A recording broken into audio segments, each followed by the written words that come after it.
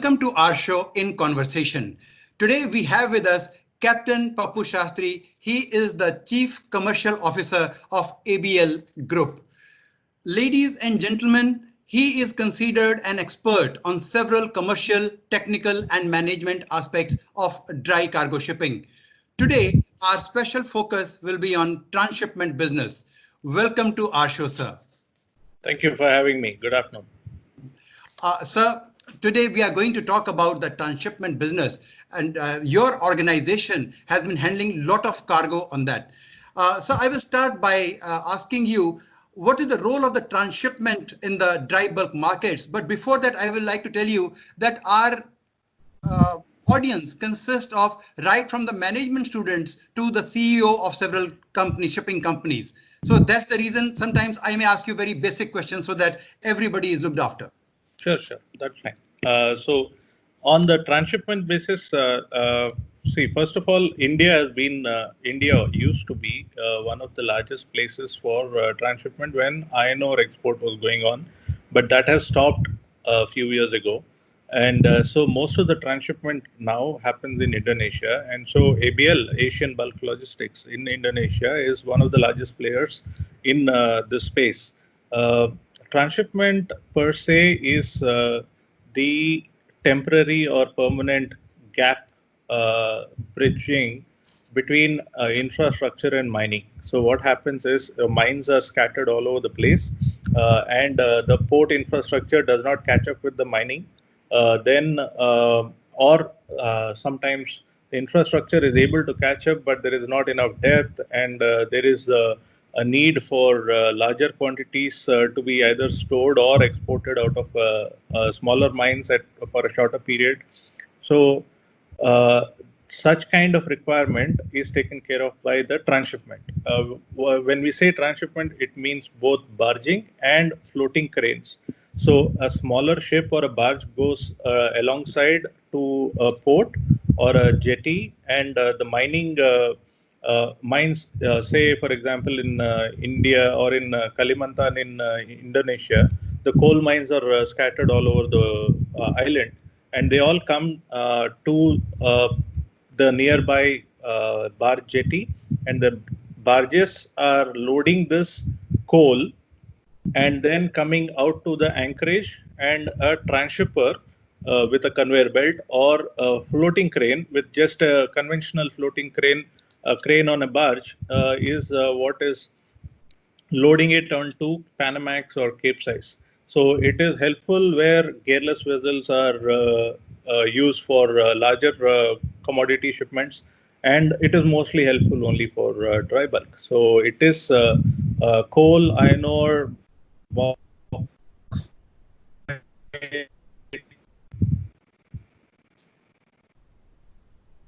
So, what is the market size?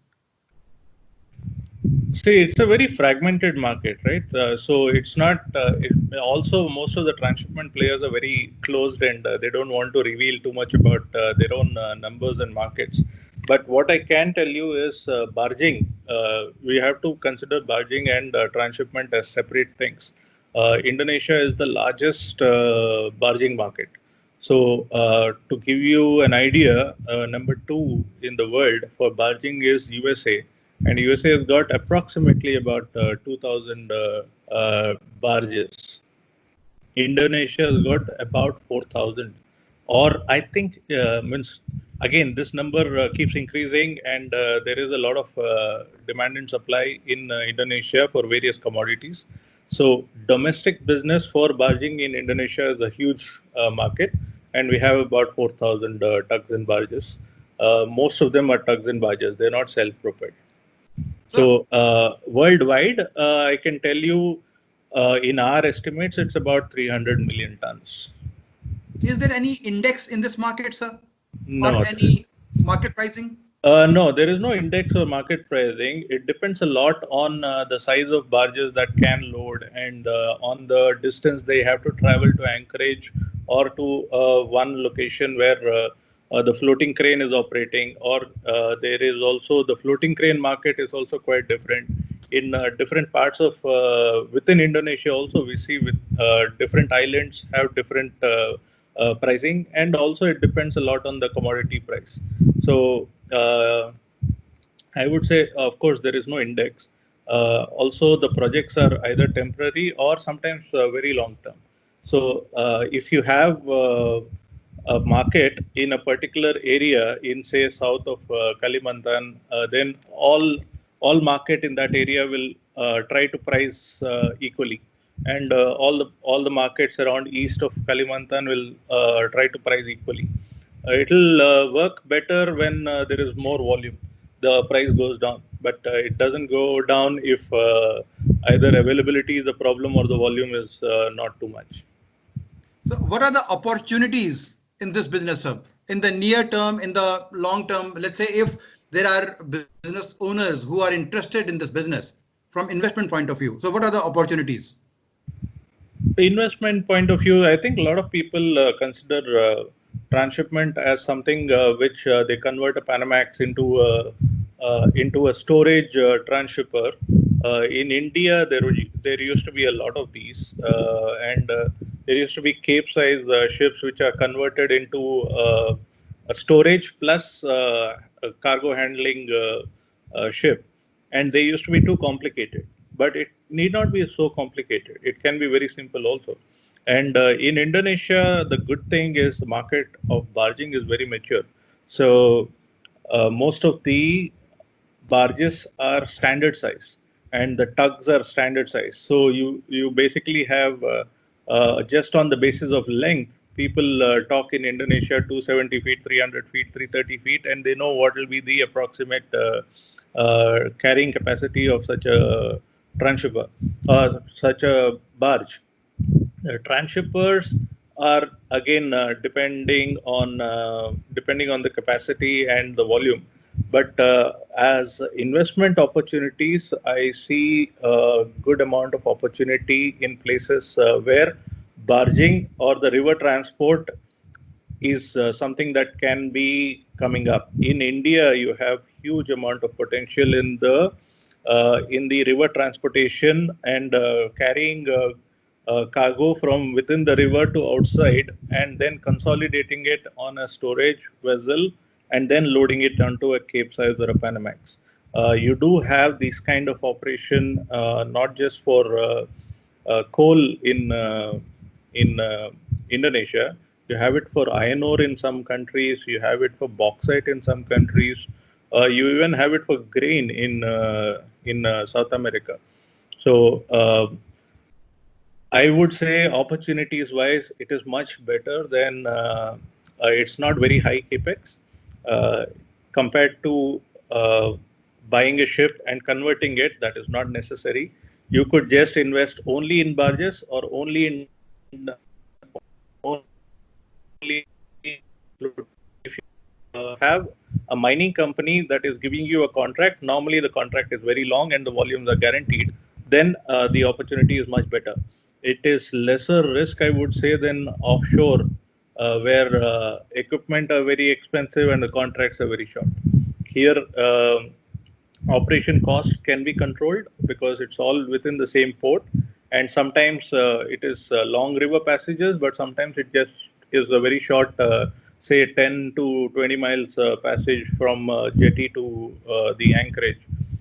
So opportunities on purchasing or leasing of these transhippers or the barges, there are quite a few, but you have to know either the mining company which will produce this if you are in a loading port, or if you are in a discharging area more like Vietnam or so, then you have to know all the commodities that come to a particular port, and you have to have contracts.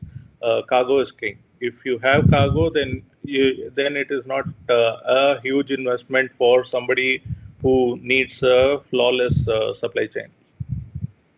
Sir, in Indian context also, you would like to say something in this? Yeah, in India, first of all, in India, there used to be at least about 20 or 25 floating cranes of different sizes and shapes in Goa. and these have all been dissipating because there is not enough volume. Goa used to be the best place for loading iron ore, and you used to have on Mandavi River, you used to have all the barges coming out, and the barges more or less were in the typical size. And once the export of coal stopped, then the export of iron ore stopped in India. Then the import of coal kind of took over some of the volume. So barges went there, but the floating cranes all could not find a better market. So there are still a few in India, but I think there are a lot of them who actually have better opportunities now with the Indian market also growing and import of coal growing and a number of number of private ports becoming more what do you call number of private ports becoming more capable of handling larger ships, then the market shrinks for transshipment. But with the rivers being connected, and you do have the project where all the rivers are connected. I forgot what's that called in India. I'm sorry, I don't know. But that project seems like the best place to start with having standard size of barges to be put in India, and then that going on to the anchorage and going on to different type of ships. If you are bringing out coal or bringing in coal, I think such a project already exists in east coast of India as well, where they bring coal to the power plant from Anchorage. So such opportunities are less, but they are there. One good reason I can think of from the top of my head why transshipment and barging works in Indonesia doesn't work in India is because railway and roadways don't compete with seaways in Indonesia, because it's a island archipelago island market where the supply is in one island and demand is in another.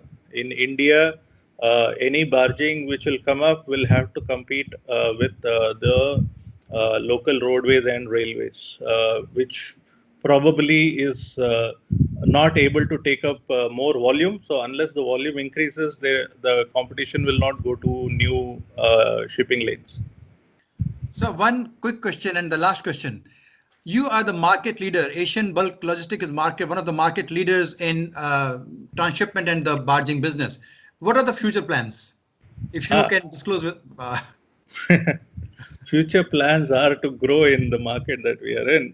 We already actually in 2018 we did just about 18.5 million tons. In 2019 we grew already to about 32 million tons.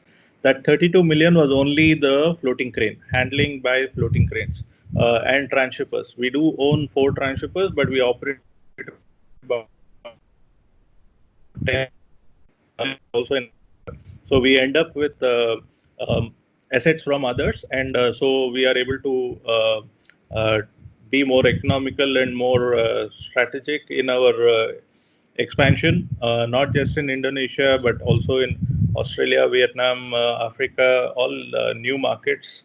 I think the best business plan that you can have as an organic business, we try not to rely too much on coal because Indonesia is a very coal-centric business. So the barging wise, we did about 55 million tons of barging alone. But if we diversify outside of coal, then domestically in Indonesia, we have nickel ore, we have a few other smaller commodities. If we diversify barging to other countries and floating cranes to other countries, that will be the expansion that we have, so that we are not relying on the same commodity or the same country for all our business. So a lesser dependence, I would say, is the best way forward. Thank you, sir. Thank you very much for your very valuable time. We wish you a very great day ahead. Thank you, sir. Thank you very much. Thank you for your time. Yeah.